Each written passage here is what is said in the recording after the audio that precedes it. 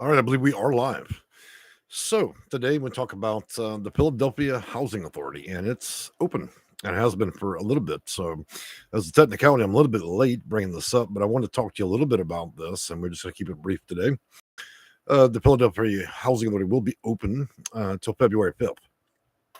Whether you're a client with our company or not, I would advise applying because they do have housing choice vouchers. It's not project based, and so let's go over a little bit of the details. But before I go over those details, we're going to give a few introductions here and then we'll get past that and go on.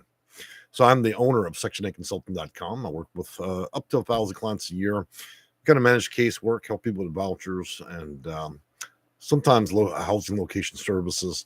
And then other people may have issues with their housing authority, HUD, and other issues that are related to that. So, we work in a variety of different subjects and consult with clients, whether you're a tenant or a landlord. So we work with lots of landlords. That being said, let's talk about Philadelphia. So as of now, you have the ability to directly apply online. The Housing Choice Voucher Program waiting list is going to be open and has been since Monday, January 23rd. So we're about 7 days late on that. And it opened at 6 a.m. and it will be ending Friday, February 5th at 6 p.m. Please keep in mind for that time zone as well. They also did notifications across TV, radio, and so on, but that usually doesn't get to most people. I think that most people use the internet these days. Now, it's important to understand the public housing program is not open. So if you're looking for project-based housing or gunshots, prostitutes, then that would be what you'd want to select. That is when the housing authority owns that property and they are also issuing you a voucher. That's not for everybody. Now, a few of the required details is going to be a mailing address of the head of the household, phone number of the head of household, and the following information is required for all housing members: Social Security number, date of birth, gender, race, ethnicity, gross income, and they're also going to give you options A and B. PHA owned public housing. They have 5 sites that you can choose from, in addition to also selecting that of the housing choice voucher itself. Uh, Beyond that, let me go ahead and link up what you're going to need for this. And I think I've also put this in a description. And I'm going to go ahead and pull it up now. That way we have a linkage right here. And I also put it in the description. I'm grabbing it real quick, copy, and I'm going to paste it into the live chat. All right, so you can go ahead and apply there. Now, keep in mind, Philadelphia is a pretty tough city, and housing is certainly an issue there, and so is the demand. I would rank it an orange state and a city, obviously, because I would say that trying to get vouchers there would be more difficult than your average state. However, it would not be greater than places like California, Florida, New York, New Jersey. Okay. So you have a fair opportunity.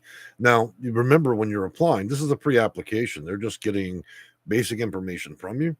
And then when and if you are selected, then they'll contact you and then they'll need to verify your information. And so long as they're not able to purge you from there, you'll go on to probably receive the voucher in their timeline, which is about 30 or 60-day timeline. For those of you who have questions, now would be the time to ask. We'll also be discussing an additional video regarding another waiting list that's going to be opening, and I hope to have that out in a day or two. So it looks like there aren't any questions this morning. I know these early videos don't garner a lot of views, but I wanted to get it out. So that being said, I think I'm going to go ahead and wrap up the video if nothing further is required. And again, you can find the link to this particular housing authority in the description, as well in this live chat.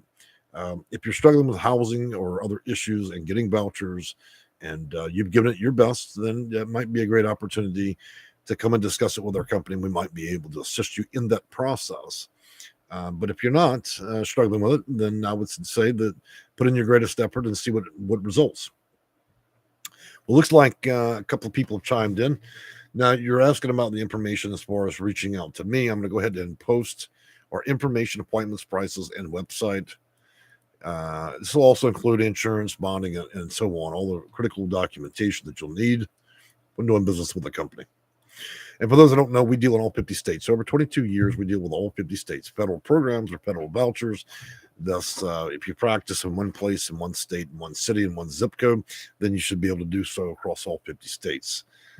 Good morning, Kara Holt. How can I get in touch with you? So we just posted linkage for you to do so, and also you can find it in the description. Falcon Cooper. I saw the qualifications are for residents. Not necessarily. Roughly 30% of all PHAs or public housing authorities. First of all, anything that's publicly funded has to be available to the entirety of the U.S., okay? Now, some housing authorities may have a restriction specifically for residents, but it does not mean that you cannot acquire portability, which means they grant it to you and that can be pulled back to whatever state that you're in or sitting, okay?